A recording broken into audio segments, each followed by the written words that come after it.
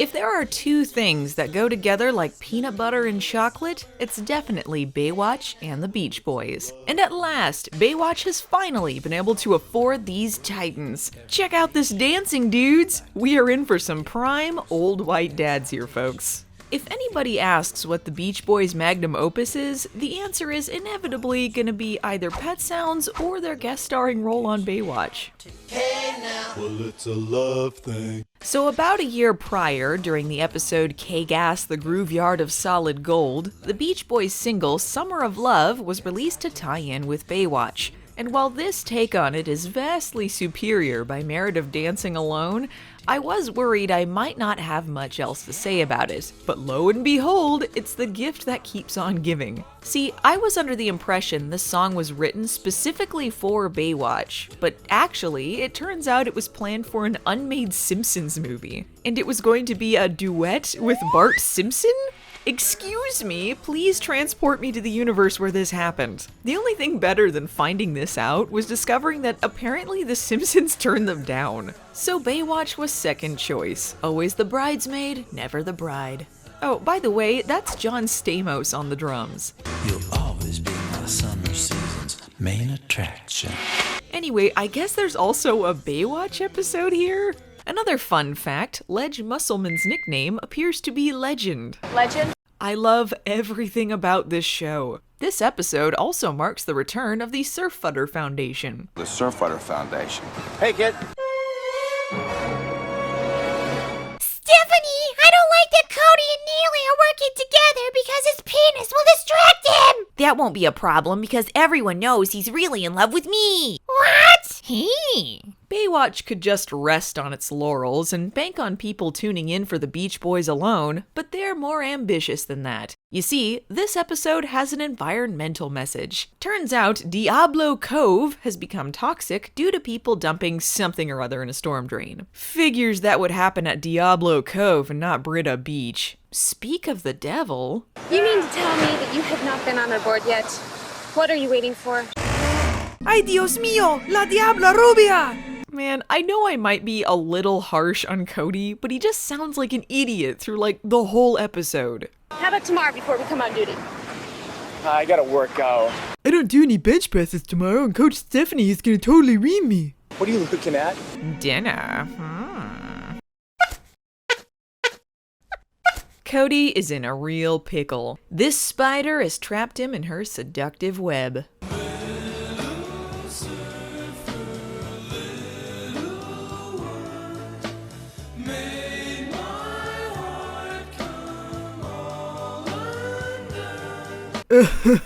I get it. The little surfer girl is me. Anyway, these two are testing the water when the surfer boys come up on the offensive. No one's gonna be doing any routine testing on their beach. Why are you checking our water? The runoff from that storm drain sometimes contains high levels of bacteria. So? Surf here every day. So what if it's grungy? Those are epic swells, man. Yeah, let's go. They've got a point, Neely. Those are epic swells. You will be mine, you gorgeous hunk of beef. Meanwhile, Mitch and his buddies are looking at his old records because, as it turns out, he's got every beach album ever recorded. You might notice a theme this episode. Dick Dale and the Deltones? Who the heck is that? Wait a minute. You don't know Dick Dale, king of the surf guitar? He's a big fan of MedRx. Hobie is an uncultured swine, but fortunately he is familiar with the Beach Boys, and according to him and every 14-year-old in 1995, those guys kick. Those guys kick. So it turns out, unbeknownst to the audience, Mitch's deadbeat brother Buzz the Beach Nomad used to surf with the Beach Boys back in the day.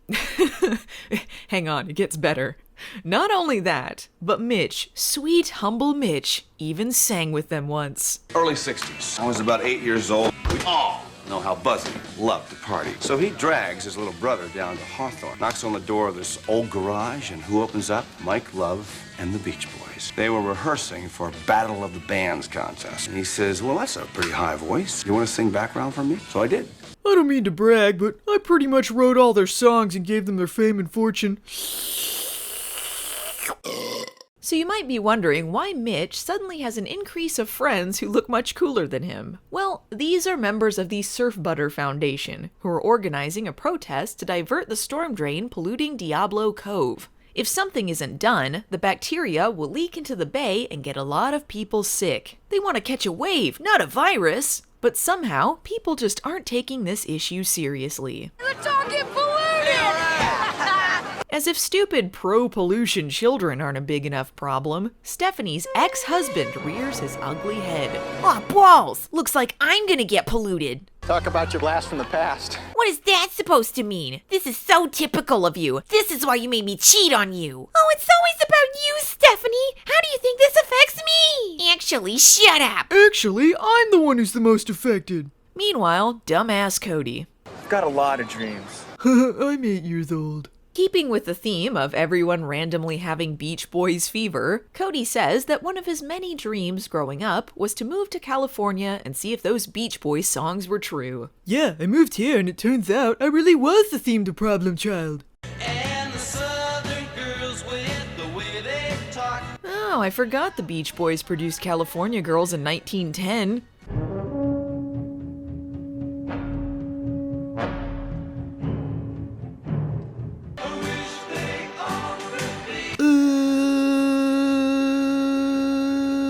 Hello. Luckily for sinister Neely, CJ is off in France with eyebrows, so she can seduce Cody all by herself. And wait, so are CJ and eyebrows still together or not? And of course, this all depends on if and when Cody ever realizes he's being hit on. We're the #1 power couple.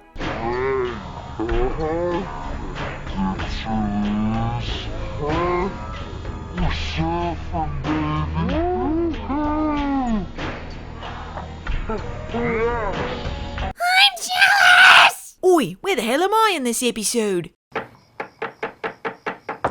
Shit, there goes another finger. Luckily, all my appendages regenerate like a worm. I was a fool to lose you, Stephanie. Damn right you were. You let your ambition get in the way of your personal relationships. Unlike me, the greatest lover in the world, not everything is a competition, therefore I win. I see you have a Beach Boys album here, and I'm their #1 fan. Let's play our song, which is also by the Beach Boys. Beach Boys. First little engine gave Squaw pretty feather. The second little engine made her an Indian dog. What? If anyone's gonna be a hypocrite around here, it's me! My only purpose in this episode is to be irrationally angry at other couples! Let's all get polluted! After a lovely description of the stupid pollution kid nearly suffocating on his own vomit, He almost died choking on his own vomit. the crew has gotta think of some way to get that storm drain diverted, but the city just doesn't have the funding. Who's gonna listen to us, a bunch of old surfers? I mean, what do we know? Yeah, who's gonna listen to them? Lifeguards with decades of experience, plus a foundation specifically created to help clean up beaches and work with environmental experts. Psh, no one! They might not listen to a bunch of old surfers, but you know who they will listen to? A bunch of old surfers named the Beach Boys. And maybe, just maybe, the 8-year-old that played with them in a garage once in the 60s will be able to use his immense pull to get them to put on a benefit concert. Hello. Hi, you're Mike Love, right? Yeah? I need a favor. Wait, so Mitch just randomly shows up at his house and also knows where he lives? You're becoming quite the detective.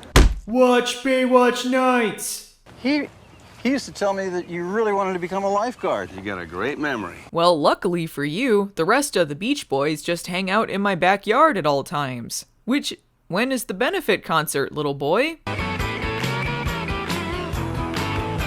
Hobie was right. These guys really kick. Some full-on tongue action, a concert quiet enough to speak over at normal volume, closure with ex-spouses, they really have it all. We're just gonna have to presume the benefit concert went well, as we don't get any updates on the storm drain situation, but at least we get this happy ending.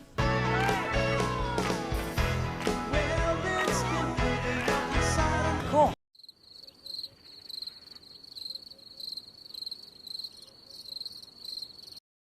Next time on Baywatch Nights, Destiny has a premonition of murder, and our crew might be the next victims. Truly visionary.